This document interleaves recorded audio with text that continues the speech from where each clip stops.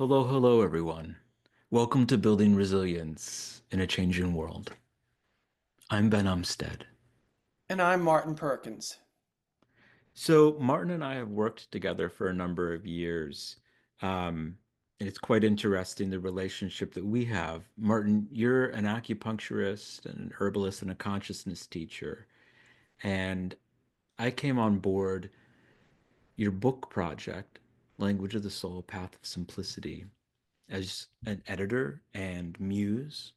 And from there, we created a podcast that we co host and co produce. And now we're offering this workshop to you all. So, this workshop, Building Resilience, it's all about a set of inner practices that are centered around building resilience in a world where division and superficiality rule the day. It can often feel like resilience is how we expect things to be in the world and how tough we are, right? And how firm we are in responding to something. This workshop is really going to be about centering resilience as an inner state of being, an inner practice. That's why the workshop is focused on meditation and journaling through the lens of Daoism and its wisdom traditions found in the three treasures. The three treasures being compassion, simplicity, and humility. So you'll have the opportunity to walk out of the workshop with real and effective tools in navigating the difficulties that arise when our hearts lose connection with soulful wisdom. Before we dive into Unit 1 of the workshop, I wanted to note that there are a plethora of resources for you that you can find down in the description of the video. So take a look at that if you already haven't. There's going to be stuff in there that will support your practice today. We really wanted to figure out a way to offer different learning modalities in this. So hope that you find something that is supportive of building your resiliency.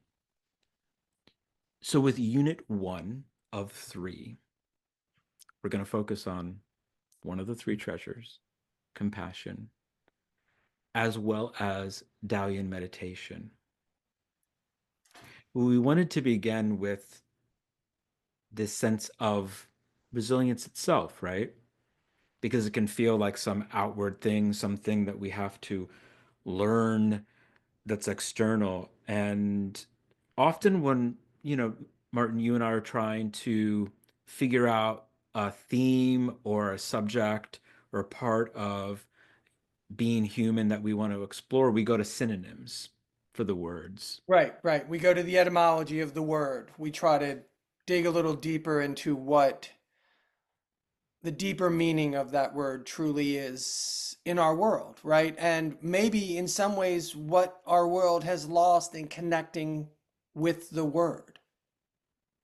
That's right. With resilience, there's almost this sense of being stoic with it. But when you look up those synonyms, it's elastic, it's springy, it's flexible, it's supple. It's this incredible sense of softness, Mhm. of responding with grace, of springing back. And it's not just words that you can find, when you step outside, there are so many symbols to see in the natural world that are just as potent and powerful, if not more so. You consider things like the monarch butterfly and just its incredible journey, right? Or the plum blossom or the lotus flower and how they come up in a time, in a season where things are in transition and just their potency. Or the spiral, the elasticity to that, the way that it can expand, the way that it contracts. I know that both of us were kind of tickled by the notion of the semicolon, right? And how that works. Right, right, right. And the beauty that the semicolon offers us something other than a hard stop. The semicolon offers us a soft pause into to whatever the next thought. And it's interesting in the sense that you use the semicolon with, from a sentence structure perspective, you use it with two complete thoughts. You can't use the semicolon unless there's a subject and a verb in both, on both sides of the semicolon. In other words, to some degree, on both sides of the semicolon, there's a complete thought, right? They're connected, and in many ways they complete each other. But it speaks to resilience, that there's a connection within ourselves when we embody that willingness to transition with, as you put it earlier, with grace, with ease, right? Yeah. And if we look at all of these symbols, all of them are these beautiful and, in essence, graceful symbols. And, um, on there it says the colors green and brown. And I'm going to come back to the colors to some degree in a future sharing. So I'm not going to touch upon that. But, you look at the lotus flower, this incredible symbol of beauty that arises out of stagnant pools, vernal pools. It's, in essence, arising out of the mud, right? The muddiness of whatever's occurring. And out of it, beauty can arise in the most extraordinary of circumstances, right? And obviously, the story, which is near and dear to my heart, the story of the monarch butterfly. And to some degree, I love the fact that the monarch butterfly has gotten so much attention because it is. Like, we think of resilience as this solo project. But the truth is, we're all in this together, right? So resilience isn't a solo project. It can have its inner dimensions, Hmm. but ultimately that inner dimension needs outer expression. And you're going to hear us talk a lot about that as we speak about the notion of resilience and the notion of a changing world and what it means to each of us. And what's our part and what parts don't we have any control or power over? Where does our empowerment lie? How do we practice empowerment from an internal perspective and then give it wings out in the world? And the monarch butterfly is that symbol of giving it wings and allowing it to spread infinite distances, right, as a symbol. So for me, these symbols are alive, they're real. The spiral itself, I love. I remember several years ago, I was watching a video, and in the video, it showed a very different notion of how our solar system exists in the larger universe. Mm. Because up till that point, in my mind's eye, the sun sat in this static position and we rotated around it, right? We were rotating around this static light and energy source. In this video that I saw, it showed the sun moving and all of the planets rotating around it, creating a spiral. So, unbeknownst to any of us, in terms of not intellectually, but in our being, the sun is moving at this rapid rate of speed, inconceivable speed, through the universe. And we as planets, as we on planet Earth, are moving in a spiral around this extraordinarily large energy and light source traveling through an infinite universe. It's just extraordinary. And so you talk about resilience, and there's all these objects, comets, asteroids, other planets, planets that move independently of solar systems. And somehow or other, over millions of years, yes, things have hit the earth, but in large measure, we keep flowing. Does that mean that it will always be this way? I don't know. And that's also a part of resilience. It's Mm. recognizing there's no promise beyond this moment. And we only have control within ourselves in this moment. Everything else is just stuff we make up in our head, either through anxieties, worries.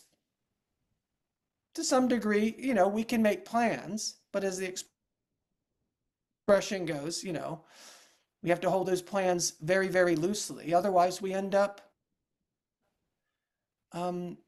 putting ourselves in foolish circumstances because of the expectations we have around what we think have been well-laid plans. But in truth, what we know about the world is it's always changing. The fact that it's radically changing now in ways that feel largely unfamiliar to any of us or most of us is a reflection, I would offer, of necessity. It hasn't been working for a while, whether we're talking about environmentally, socially, politically. Things need to change. Not in this unconscious, Mm. reactive way that we're seeing, but with real leadership. And that's what building resilience in a changing world in many ways is about. How do we align ourselves with our sense of calling and lead in whatever way, great or small, that feels like our calling? To step into a life, a sense of purpose that meets the moment. Because we Mm. all, regardless of our belief system, we all need to engage in various ways in order for us to have a healthier world, a more vibrant world, right? And, Yeah.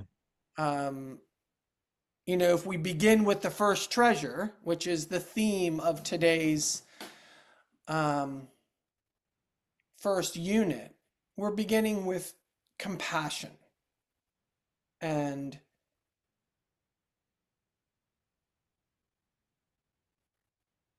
the Latin root, the root of the word, literally means to suffer with.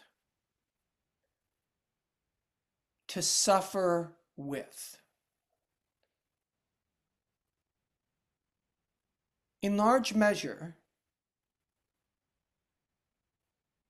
we live in a world where people are being told, focus on you, focus on what you need, don't worry about what it is for anyone else. In large measure, community is being cast aside because if we come together as community, it means that we're not going to put up with some of the nonsense that's being presented by our political leadership on the national level right now. And to suffer with is Mm. to, in essence, say, you and you and you, everyone, everything, I'm connected to that. If someone's out there suffering, then in some way, great or small, I'm connected to it. Now, that doesn't mean that we need to sit in some dark room and just cry 24/7 because Mhm. of all the suffering in the world.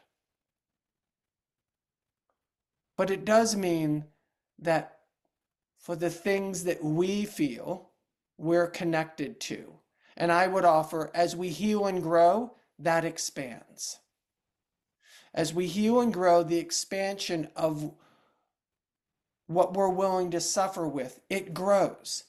Our heart learns, in essence, to do what's necessary in order to suffer with another.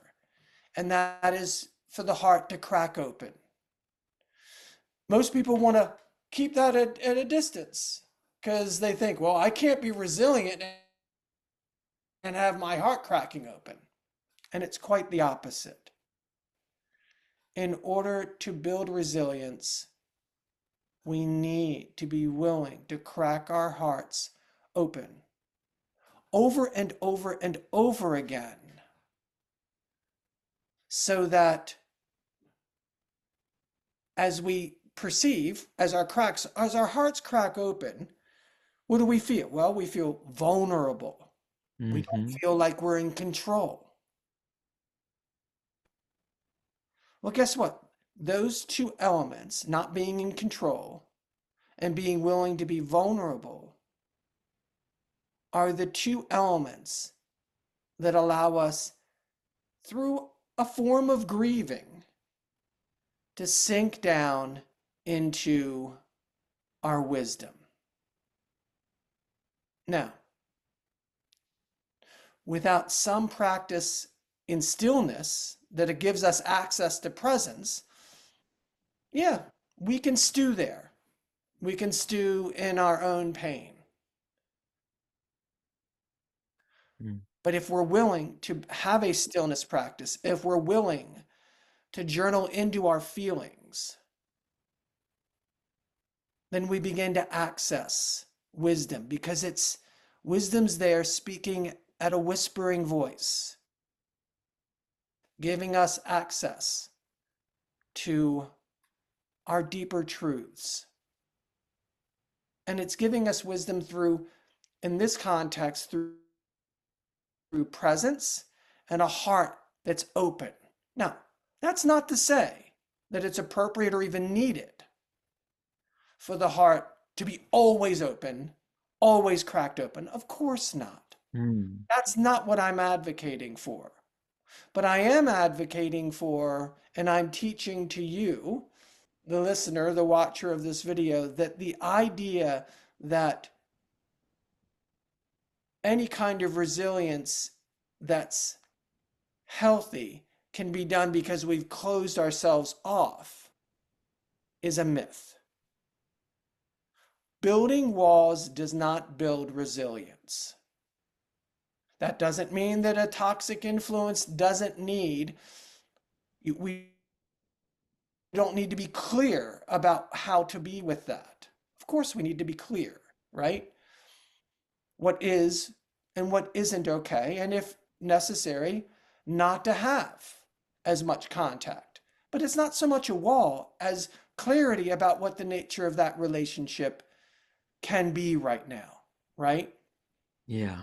Not in a permanent state, because I hold the possibility that people can grow, right? So if we allow ourselves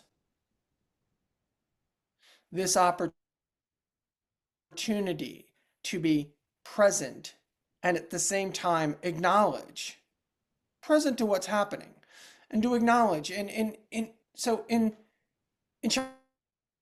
Chinese medicine, we talk about the heart, and then we also talk about the heart protector. And the image Mm. of the heart protector is that the heart protector is a gate in front of the heart. It's really physiologically, it's the perineum. It's the sheath over the heart, right? That heart protector is not intended as a gate to be either open all the time nor closed, but rather for its hinges to be well oiled so that the heart can open and close as needed. But if we're going to allow our hearts to open, it means giving ourselves permission to suffer with the world around us, and of equal importance, suffer with and be willing to practice self compassion with our own inner sufferings, and to be able to discern. And this is an important element. What part of this suffering is necessary, Mm. and what part of this suffering is unnecessary, right? It's a discernment that's important to recognize, and one that's difficult at first to recognize, because we often have a blind spot to our suffering, right? We have we don't always recognize when we have a blind spot to our unnecessary suffering. We don't always recognize when we're anxious or worried or frustrated or angry, or even at times we don't even recognize when we're stuck in deep sadness or depression. All of these non present states, these habituated patterns, as we practice more and more within a stillness practice and we begin to embody more presence, that discernment becomes clearer. And our ability to recognize those moments and to practice with them in ways that are effective and at the same time avail us the opportunity to practice self compassion.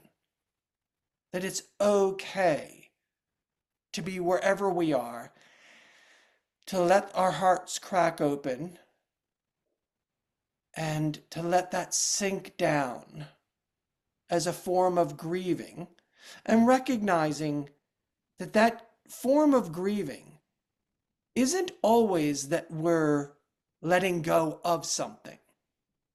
Oftentimes, a way of looking at this form of grieving into our wisdom is that we are, in fact, grieving into, not out of something. We're grieving into potentially infinite wisdom if Mm. we allow ourselves to get out of our own way. And that's at the essence of this practice, right? This is at the very essence of this work. Um, so as I'm speaking of this notion of compassion and self-compassion, I'm wanting to kind of bring the conversation back to you, Ben, and allow your wisdom to come into the conversation. You noted the discernment that's there in all of these things, self-compassion, compassion, and being present with that. What resilience really means when we are understanding from a place of clarity what we need, not from building up barriers. This is so key to me. You said we build this out and create these, you know, connections. And that to me is what really rings true. That sense of self, that deep exploration, when we're there and we have let go of our need to control the world around us, listening and feeling and being soft and to suffer with, suddenly it's not so caught up in the language. I think it's very important that we make the discernments between the language and use the language as a really potent, powerful tool for healing and growth. And there comes a point where it's embodied, it's intuitive, that deep wisdom that you're speaking of, that we all have, that's our own, doesn't so much come from a place of words, especially not thoughts. And feelings in this way are quite a bit different. It's funny to attempt to describe this because it's so different for all of us. And there's the universal sense of all of us being human, all of us finding our truth, all of us sharing that. And as you noted, stepping into a way of our own leadership, knowing what that purpose in presence is for us, how that is expressed. This is something that so many people struggle with, and it's unnecessary suffering, right? Right. I mean, we can feel like we know what we want to do and have that conviction to do it and fail and learn from that failure, but to stop doing what we know is one of the greatest ways for our heart to crack open again and again in that well-oiled manner that you speak of is to lie within that wisdom, that conviction, that truth. That's resiliency, in that personal way.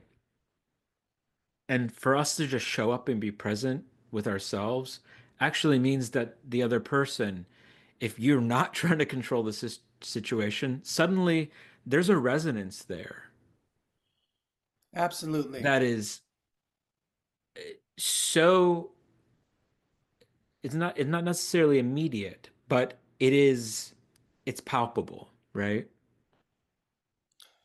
So much of what you're sharing right now reminds me of um, so when I was in acupuncture school at here in Maryland, led by Bob Duggan and Diane Connolly, they often had us explore what story we were in.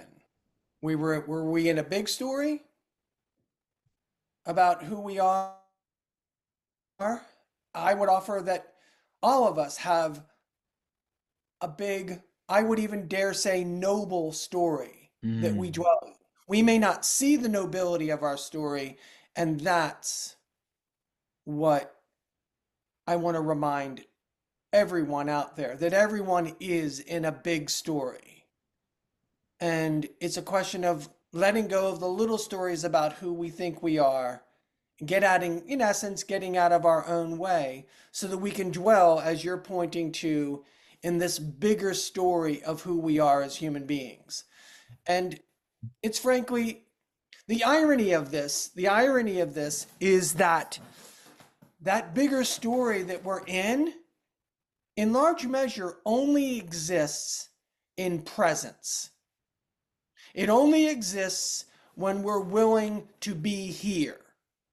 When we're truly here and we're not dragging along that old negative story about who I am or who you are, who all of us are, or I'm not dragging forth like some dystopian notion of where the world could be going. And instead, I'm just right here. And then something else can be so. It's the bigger story if we allow it. And I love how you brought that element into this because the presence, the stillness that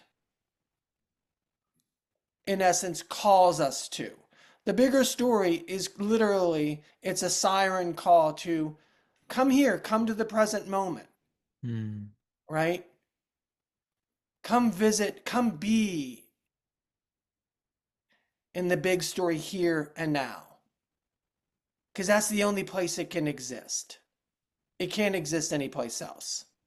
Not and have its true grounded presence in us and in the world at large, right?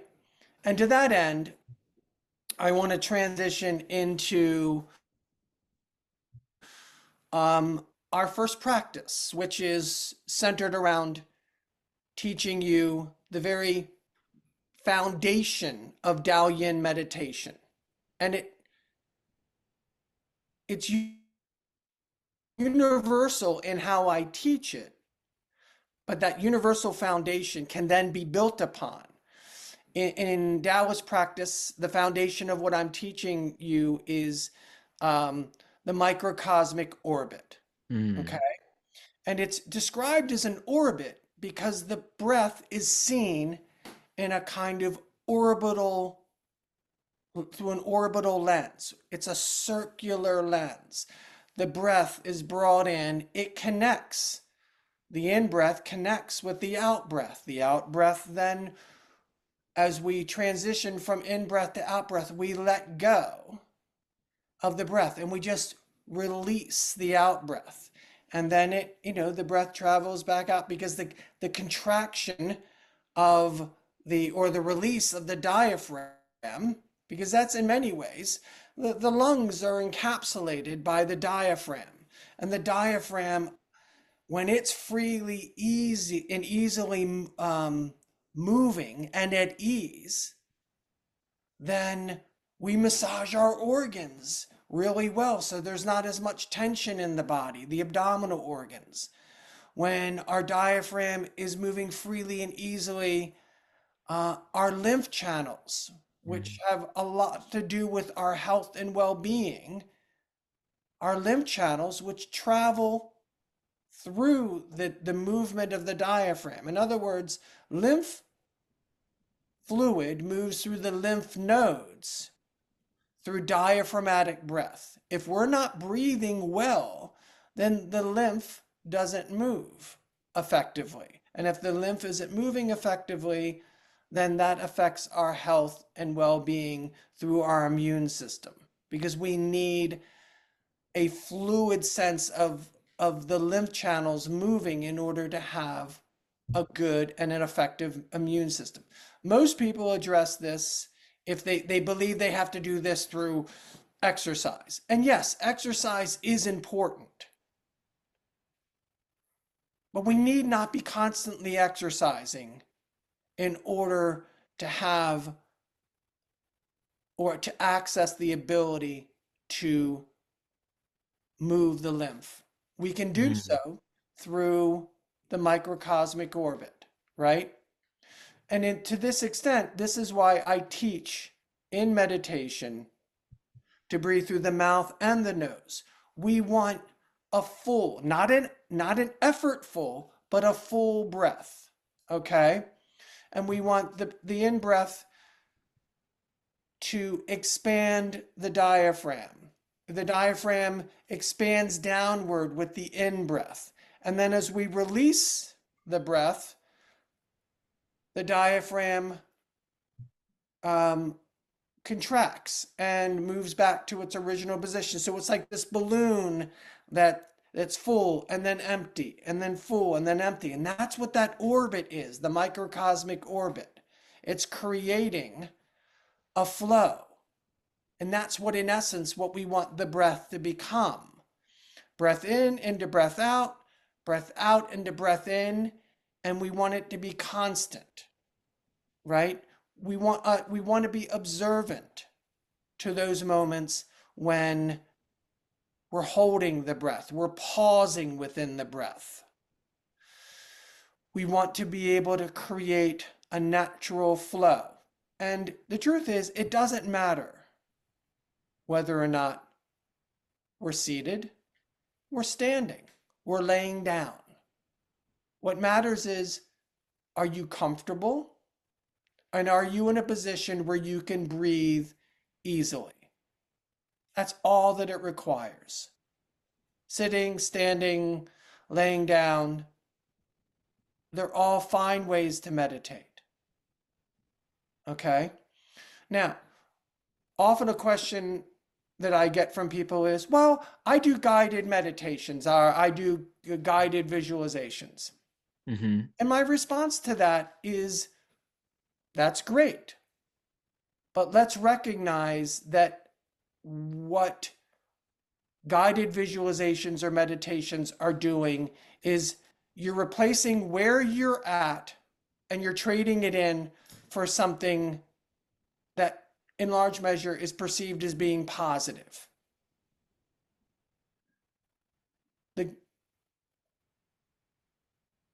A meditation practice brings us into the moment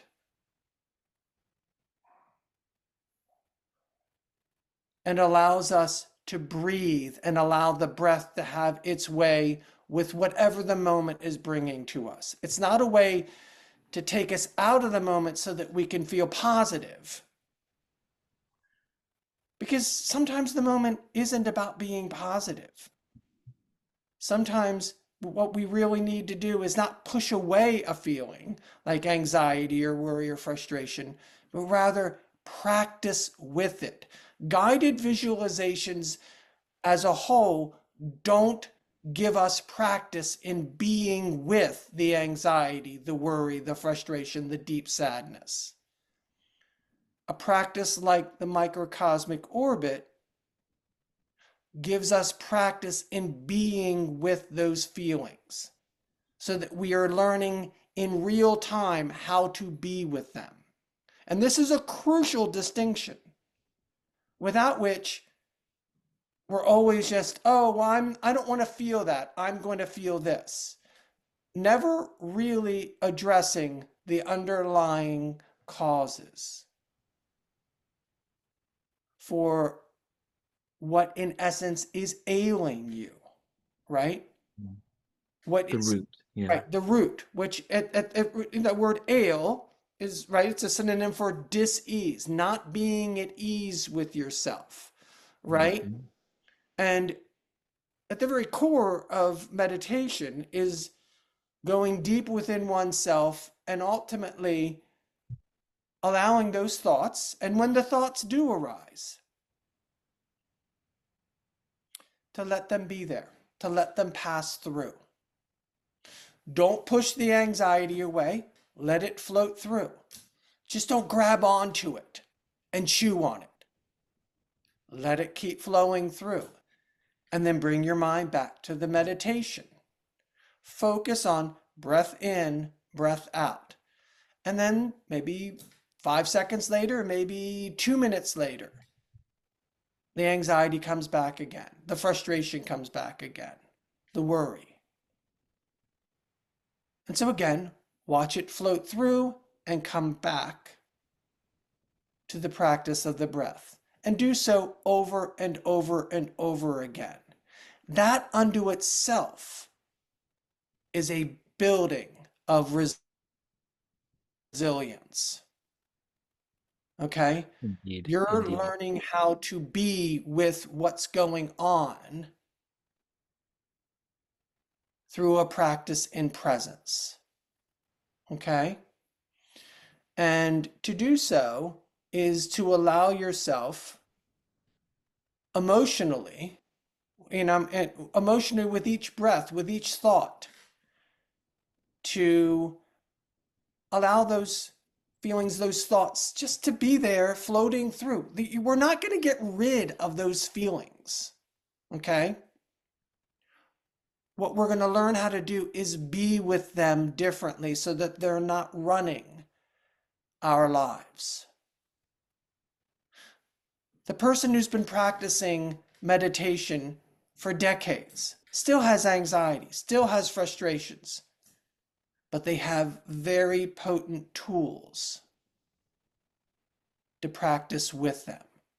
And that's the difference. This belief that you get rid of those feelings. We need to just let go of that idea. And that's why you are noting it as a stillness practice, Right. not a quiet practice. The word quiet and meditation are connected so often in the West, I would argue, so much that people are like, I can't go there. I can't be quiet. Right. Well, you can be still. You can be present to everything that you're describing. Right. It does take practice. And this orbit, this loop that we're creating within the breath, breath in, breath out.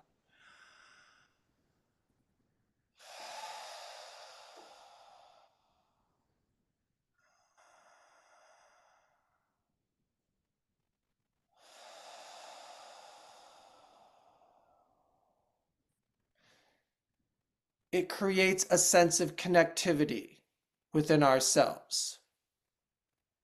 And within Daoyin, the microcosmic orbit physiologically becomes the foundation for what's happening energetically. We're not going to go into the energetic elements of the practice today, okay? But there are resources, okay? My book, um, I also will be, it depends upon the order of things, but either this workshop will come out and then shortly after there will be a separate video describing the elements of Daoyin meditation. I'm not sure exactly the timing of it, but look to my YouTube channel for a practice in Daoyin meditation, and it will have a unit or multiple units on how to practice this. So when we talk about turn to these resources, these are some of the resources you can turn to. Okay? So again, what you want to do within the Daoyin practice of the microcosmic orbit is breath in into breath out and just observe yourself breathing as if it's an interconnected circular breath. Okay? So, what we'd like you to do at this point is stop the video, go into your phone and choose 10 minutes and meditate and set an alarm on your phone. And when the alarm goes off, you've done your 5 or 10 minutes, and then come on right back to our video. Okay?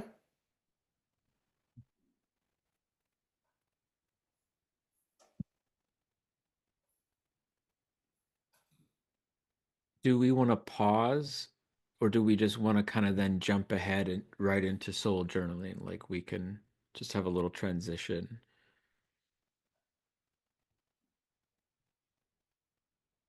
Go. Okay, so meditation has happened, and maybe it's even the first time you've sat down and done it. There's something else that we've been building to, and that's the practice of soul journaling.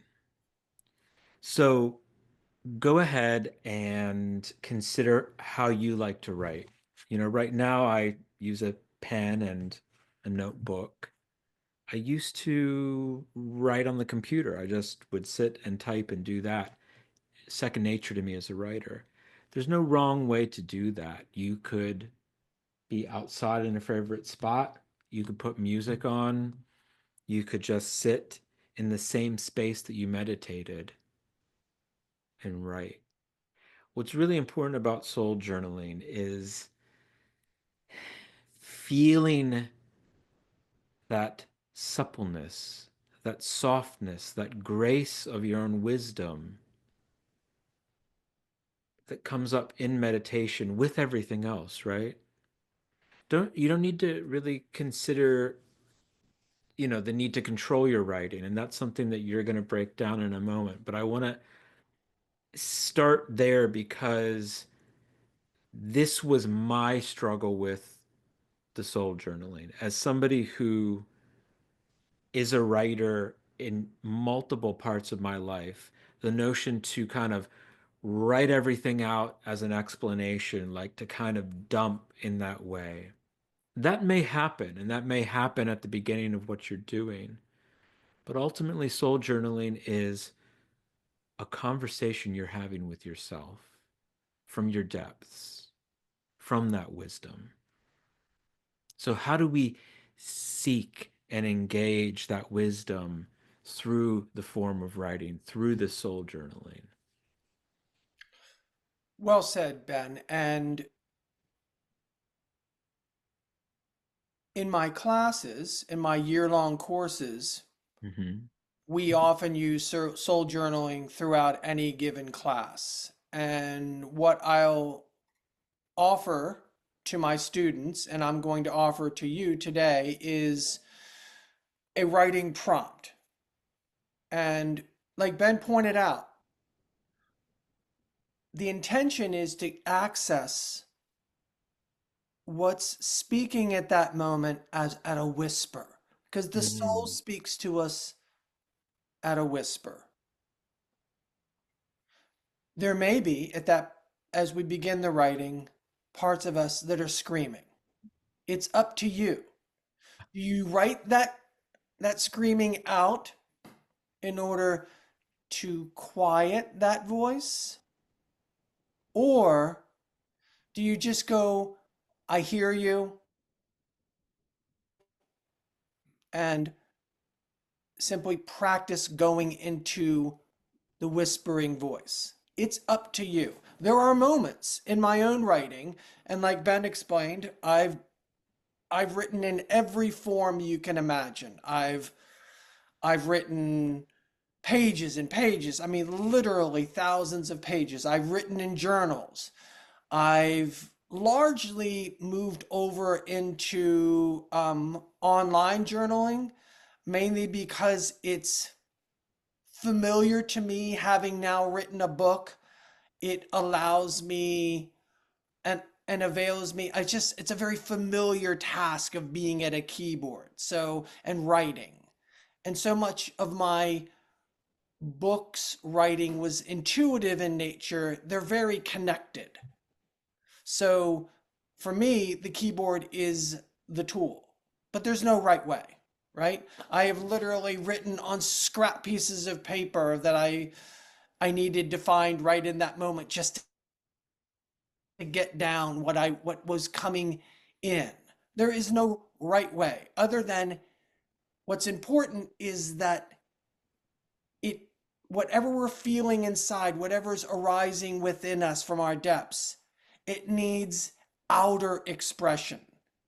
Thinking Mm. about it is one thing, but it's just thinking about it. The journaling gives it a transformative quality, okay, that thinking about it doesn't give us.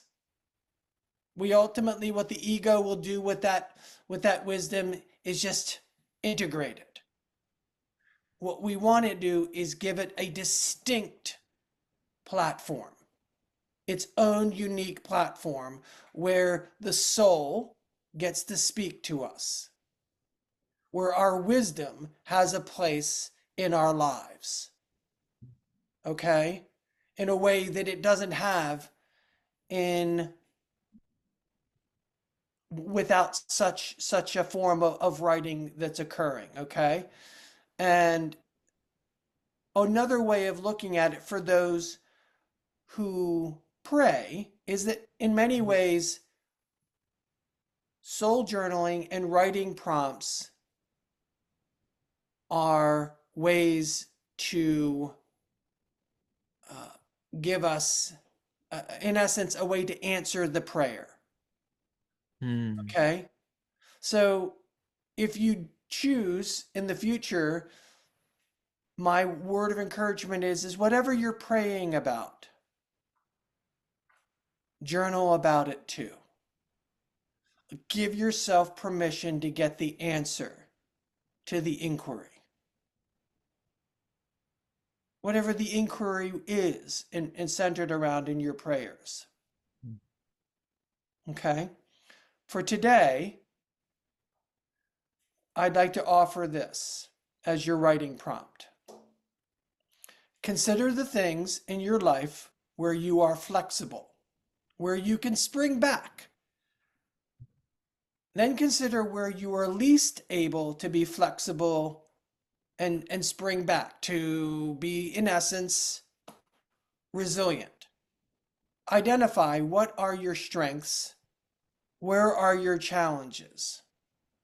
This will play an enormous role in how you go about practicing in resilience. So we'd ask that you now again pause and take 10 to 15 minutes and write into that prompt. And upon your return, we will bring our workshop to its natural conclusion.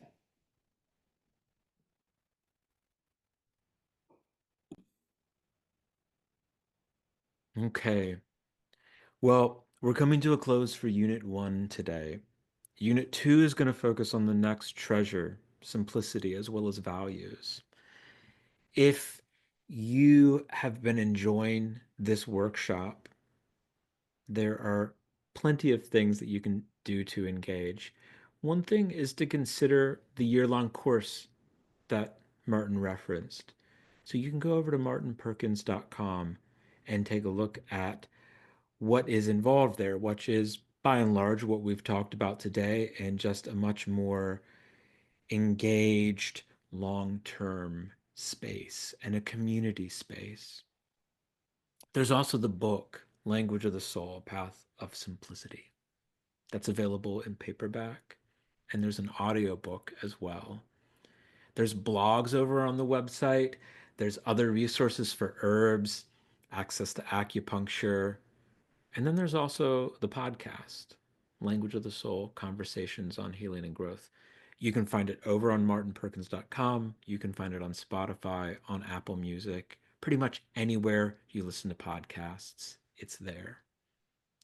If you've really enjoyed this workshop, like truly felt, oh gosh, wow, things that I'm seeking in my life suddenly are resonating in these ways that I didn't have words for it before.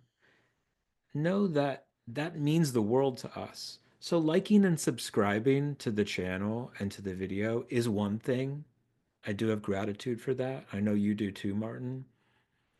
But even more than that, and this speaks to the resiliency that we all can build together, is if you're liking this, go let someone you know, just even one person, about the workshop, send it to them. That word of mouth is still the most potent, powerful, and direct way to connect because it's true, it's real. It's not marketing in that sense. It's this is meaningful to me, and I think it's meaningful to you. Think about movies and books and podcasts and how we do all that.